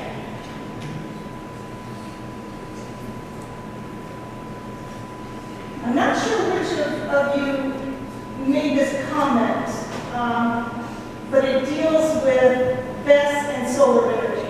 Okay. How can one know that Bess will be enabling substantial levels of solar energy? I'll take that. So solar storage coordination is the buzzword that was very popular a few years ago, and it all comes down to the bell curve of production. So solar produces when it's sunny, right? You can angle them south or you can angle them west. So it either, for those that don't know, but south has higher production. West follows the load curve better. So if you want to have the ideal harmonious standpoint, you point everything west because everyone is at home 2 p.m. 6 p.m. Then you have your sun is in the western part of the sky, so it's more closely aligned. When you're not aligned, right, then you're going to have too much solar or not enough solar. And that's how battery energy storage plays a significant role to help California continue to put more solar on the grid, which pulls away from carbon generation sources. It has less dependence on carbon-based fuels, lower emissions, etc. So it's a very good complement to solar. It also enables more solar, because if you couldn't put it on the grid, you'd be curtailing. So if you've ever heard the word curtailing, there's a lot of solar plants that have to do that. With batteries, you no longer have to curtail. So that's one. The other thing, if anybody has heard of the duck curve, I'd love to talk to you about that. But what that is there's so much solar that as the solar production ramps up and the demand also ramps up, you have less being contributed from primary sources. And you get to a point where you're inefficient and starting to curtail. So there's too much solar. And now that's another piece where the battery can fill in that gap so that we're not having to turn off generation or run it at very inefficient levels, which again contributes to more fuel consumption and more emissions. So that's, again, the complementary role that energy storage plays from a technical macro scale. Okay, another question here for you, Paul. Is there 24-hour service on site with a crew watching for leaks, explosions, or fires? And are they looking for errors in reacting to possible fires, potential fires? Yes, yeah, I mean, absolutely. Absolutely. So these systems run 24/7. The monitoring and alarming system is also 24/7. The operations center is 24/7. So you likely have 2 or 3, probably 3 or 4 shifts of people. The other benefit here is all the sensors are local, but they have communications so that these operation centers can be anywhere. They could be local to Acton, they could be in Houston, they could be in San Diego, they could be anywhere. And that's when we're leveraging the wonders of technology. So that also makes it easier to support something 24/7, just like fire departments are around 24/7. So that alarm happens at 2 in the morning, that person is on hour 3 of their 8-hour shift. It's a normal day for them. They're able to respond very, very quickly and follow standard operating procedure just like any other time of the day. Could I get a clarification on that, please? Go ahead. The question is someone on site at the Bess plant 24/7? An on-site person, on-site presence. Not at a monitoring center in San Diego. Right. It is an operational decision whether to have an O&M building. So no. So there can. I mean, the answer is so when I say local, it could be local within the fence. It could be local across the street. And the example of San Diego would be more of a regional scale.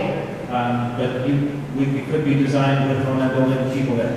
Now what benefit does that provide? You have local people, you have faster response, but what the situation we're really most concerned on is fire. So that person at site is getting that alarm in 15 seconds. They're still making the same phone call to the fire department. So that person could be there and that would have benefit, but from an operations center, they could make that same phone call from another location. Okay, another question for you. And this deals with potentially cleaning the units. How do you clean these units? Do you use air? Do you use water? And where does it go? See if I can get it. Or is there any cleaning? That's a good question. So I'm back. Hi, Jerry Salami, Jacobs Engineer. I can answer the water part of that. The facility will have a stormwater retention pump. So any water that hits the ground would be captured by that pump and would leave the site. So, I can't answer that question. Okay. I am happy to take that question back. So when I interpret that, I hear that, I interpret that as preventive maintenance. So preventive maintenance is typically in the form of electrical tests. When we talk about cleaning, we clean solar panels so they have production. I'd rather get an answer from an actual battery manufacturer or packager which we can get. What are the details of their preventative maintenance? Typically, they're doing preventative maintenance twice a year on some components, and sometimes once a year, sometimes quarterly. But I'd be happy to get real data from O&M provider, operations and maintenance provider.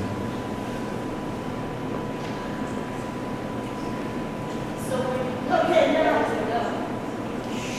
Right, that's the question. So when you clean them, what are you using to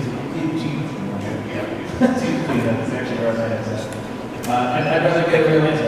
Like I said, preventative maintenance, typically in our world, you do some cleaning. I've heard it's CO2 cleaning. That is something that some people do.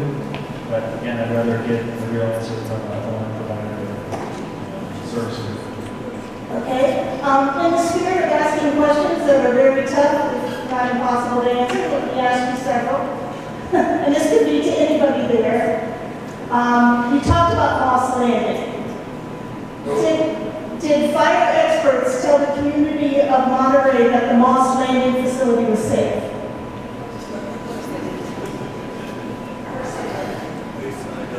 Anybody know anything of that level of detail about the facility? I don't think anyone in this table knows anything about that, but we'll follow up. Okay. All right, here is, do any of you experts live within 50 miles of a battery installation? Or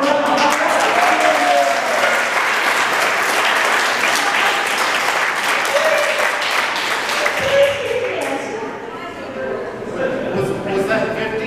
50. 50? There are a couple in Sacramento that are within 50 miles. Of you? Yeah. Okay. Yeah. About 10 miles. Okay, Bobby? My neighbor has a power. I'm sorry, what did Bobby say? My neighbor has a Tesla Powerball.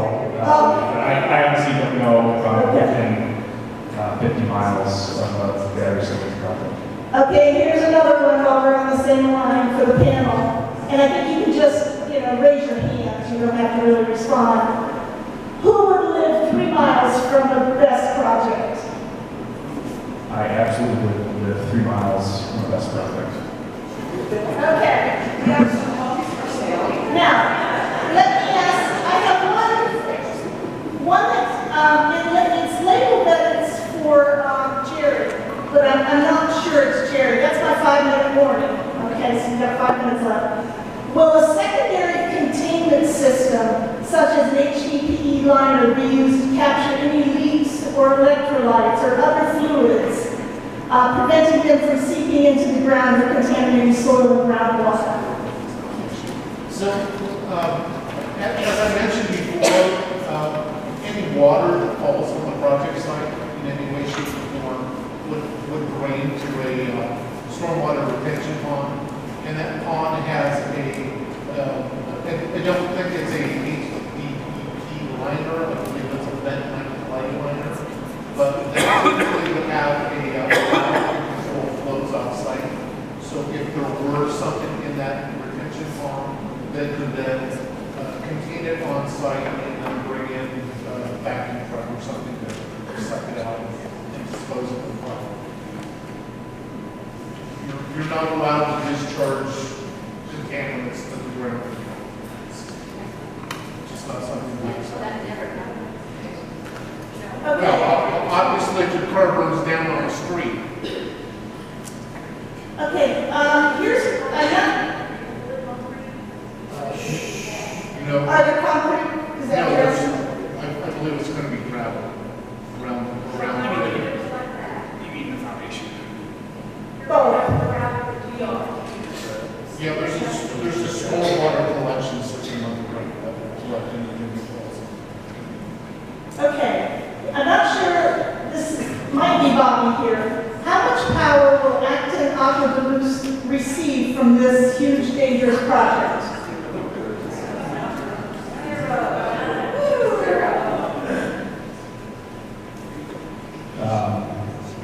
Paul, you're a question here, right?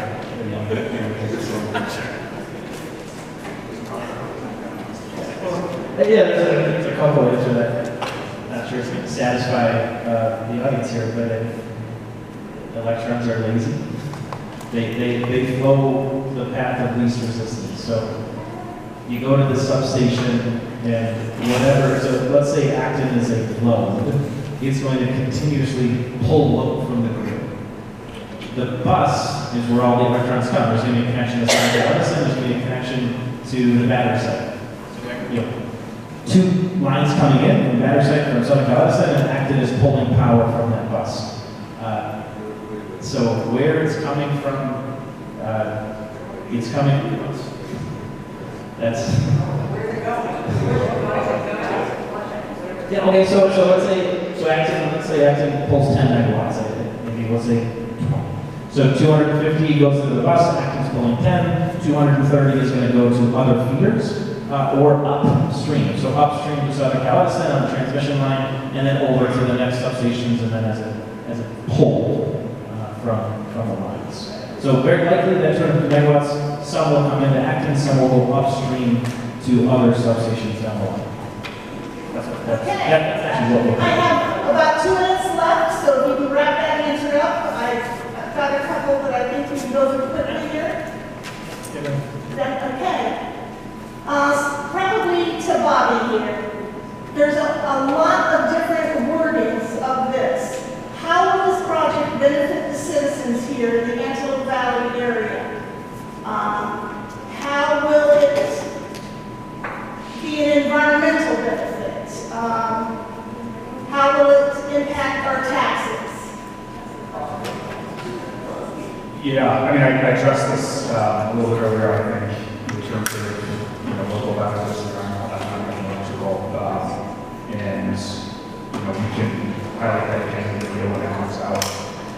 I just want to say one thing though, and that is, my time as project manager of Humidor and my time tonight talking with you all, I feel a feeling of fear of loss of control for how these projects are built and how infrastructure is built in your community. And I want to highlight the fact that there's other developers that are trying to build what we're trying to build in your community, and they are not out in front of you 7.5 years in advance of when these projects are built, having this conversation. So I just want to point out, this is why we're here. We acknowledge that fear of loss of control, and we're trying to work with you all to do this different. Is there another question? Nope, that was the wrap-up question. Okay. Okay, well, our time is up. It's 8 o'clock, and I'd like to thank the panelists here for their time tonight. They responded to many of your questions, though we have many remaining cards, more questions. And as we said, those will be reviewed and they'll be addressed in the frequently asked questions on the project website, which is maathai.storage.com.